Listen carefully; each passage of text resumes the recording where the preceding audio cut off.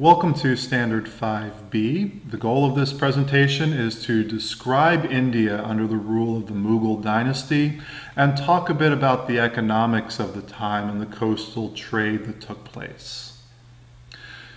Okay, the essential question we're trying to answer here is what were the contributions, what were the achievements of these Mughal rulers of India during this time? Okay, the essential understanding to help us answer that question, it helps to know that the Mughals were the descendants. They were the later on generations of the Mongols. Okay, the Mongols, you might recall from your World I class led by Genghis Khan, they had gone out and conquered the world's largest land empire ever seen. It stretched all the way from the Korean peninsula all the way to Eastern Europe. However, the Mongols never succeeded in taking over India. India always remained just outside of their control, even though they tried numerous times to invade and take it over. Each time they pulled out of India. Okay, but the Mongol armies were always just on the outskirts of India during this time, and the soldiers were intermingling with the local populations, and that's largely who the Mughals were. One of these descendants was a guy named Babur, okay, and he was the first Mughal emperor to seize land in India. Okay, so these descendants of the Mongols eventually make it into India as the Mughals. Because the Mughals were intermingling with the local populations just beyond India, they were largely in areas where Islam was practiced. Okay, and so they're going to adopt Islam as a religion, and even though they are going to be the rulers of majority Hindu India, they're going to keep their Muslim traditions or Muslim faith, okay, as they move into India. We see here on the map the Mughals originate up in this area up here, up around Kabul in modern-day Afghanistan.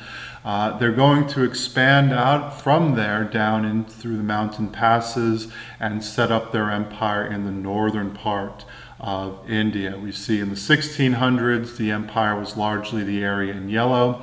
It does extend in the 1700s further south, but the empire is really concentrated in the northern part of India. And the Mughals never make it all the way to the southern tip of India. Okay, that extreme southern portion of India remains beyond the control of the Mughal dynasty. Part of how the Mughals were able to take over relatively quickly was they were one of the gunpowder empires along with the Ottomans. We see here a Mughal cannon. This actually was the largest cannon of its day.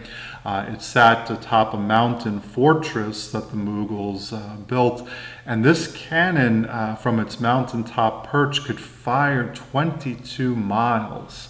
Okay, fortunately, it was never actually fired, probably because people were scared of it, but that kind of firepower and technology allowed the Mughals to expand their empire. Okay, some essential knowledge. We have a couple of things to know about the Mughals. As we mentioned, the Mughals are going to spread a new religion into India. India, as we mentioned, majority population Hindu. The Mughals are going to spread Islam into India. Okay, we see examples of mosques built in India.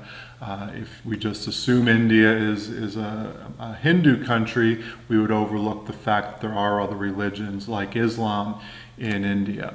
We can see here in this graphic that today 80% of the population of India is Hindu, but that still leaves about 20% of the population practicing other religions, and the largest percentage, about 13% of that population is Muslim and practices Islam. We see the effect of that. This was a map that the British made. The British are going to come to control India later on. And this map from a little over 100 years ago, 1909, shows the predominant religions in India. And what we see here is these areas in green here in the northwest and here in the east were areas where the majority population practiced Islam. Okay, the area in between was largely Hindu. We can transpose a map of modern-day South Asia here, and we can see the effect, and we'll get to this later on in the year, but those areas correspond with the modern-day countries of Pakistan and Bangladesh. Both are areas that split off from India in the 1940s to become majority Muslim countries and not be parts of a larger Hindu country. India today is a little bit smaller than it was at the time of the Mughal dynasty. Okay, a second thing we want to know about the Mughals is they leave behind a legacy of art and architecture. This was really a golden age for Indian culture. We see here the Emperor Shah Jahan, who was a big patron of the arts. Under the Mughals, things like calligraphy, the art of beautiful writing. This was roughly the same time as the Renaissance going on in Europe. The Mughal painters were a fan of painting miniatures, not on big canvases. These oftentimes were illustrations for books, but we see very detailed lifelike paintings, not unlike we would see in Europe during this time, during the Renaissance. We see here the Agra Fort, an example of Mughal architecture. This is actually a United Nations World Heritage Site and receives special protection as an example of human achievement. But really, of course, the prime example of Mughal architecture is the Taj Mahal. Okay, if not the most famous building in the world, it's certainly one of the most famous buildings in the world. Okay, the Taj Mahal was built in the Mughal capital of Agra. We see it there on the map with the red marking. And the Taj Mahal was built by Shah Jahan as a tomb for one of his wives, Mumtaz Mahal. Okay, so it's literally the tomb of Mumtaz Mahal. We see her tomb here on the right. Shah Jahan, when he dies, he's buried there as well. But just this amazing building and all sorts of architectural marvels here. The minarets on the side, the towers, they're actually built to fall outwards in the case of an earthquake. They actually, even though they look straight perpendicular, they actually lean out a little bit from the Taj Mahal. So in case there was a big earthquake, they wouldn't fall into the building. The dome and the construction of this dome is something that engineers and architects still marvel at, that could be done 500 years ago without all the modern technology that we have today. You might not be familiar with this shot of the Taj Mahal. This is an overhead shot. Thank you, Google Maps. And we can see that the Taj Mahal sits here on the banks of a river, and the extensive grounds that you might not be familiar with. We kind of know what the building looks like, but we can see all that area to the left, which are the grounds of the Taj Mahal. And when I was researching for this presentation, if you look all the way up to the top right of the screen on the far side of the river, archaeologists in the early 1990s are pretty much concluded that that land up there was also part of the grounds, that the river was incorporated into the design of the gardens. Okay, and that this was another part of the gardens, and they're excavating those and restoring those today. Okay, some more essential knowledge. The Mughals were well known for the textiles that they made, the woven fabrics, and the British become extremely, they fall in love with these textiles, and they can't get enough of them back in England, these beautiful fabrics. And in fact, that's going to be part of the reason why by the 17 and 1800s, the British are building big factories to manufacture textiles of their own. Okay, the earliest factories in England were made for making textiles.